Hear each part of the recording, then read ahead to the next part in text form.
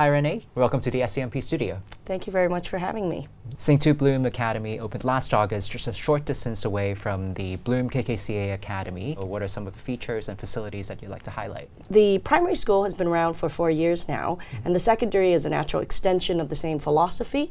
We emphasize innovation in primary and extend that to entrepreneurship in secondary. Facilities-wise, I'd like to highlight some spaces we have, like the maker space. It's kind of like a garage for robotics, and then we have an area that's like a workshop for 3D printing, woodwork, a lot of hands-on building and creating. We also have a place that's similar to this studio that's a creative media studio. These are kind of specialized areas where we have the technology and the space to allow our students to discover themselves beyond the classroom.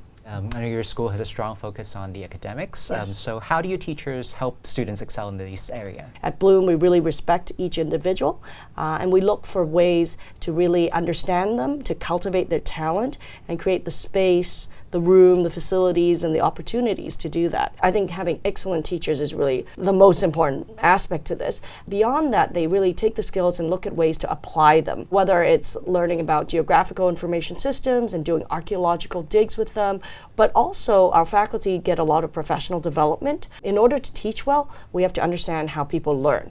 So the more we can stay up to date with the research and practice that through refining our own pedagogy, the better we teach. Entrepreneurship and applied learning programs are another highlight at St. Bloom Academy. So can you tell us a little bit about why is there such a strong emphasis on these programs? The mission of our school is really to cultivate compassionate creators and social innovators. And I think that entrepreneurship is not really just about learning how to build a business, and definitely beyond just creating profit. Really, we see entrepreneurship as a life skill, as a mindset.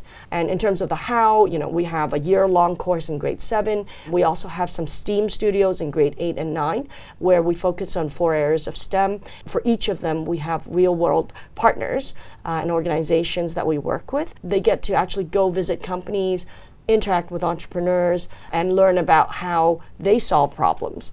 Can you tell us about your partnership with Cocoon Foundation? What's the program, and also how do students benefit from it? Cocoon has been a leader in entrepreneurship education, particularly for secondary students, for I think about 8 years. But with us, it's a much deeper collaboration.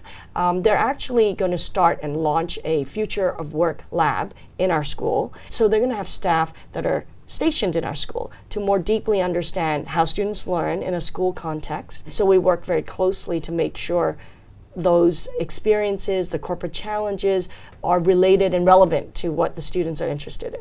And that brings me to my last question. How else do you prepare your students for the future, both academically and also mentally? So we have a very special class that's called Future Ready Literacies. So we teach skills like executive function skills, which includes time management, how to organize your learning and your learning habits, as well as some hard skills like learning about AI and digital innovation tools, and then a very important area, which is well-being.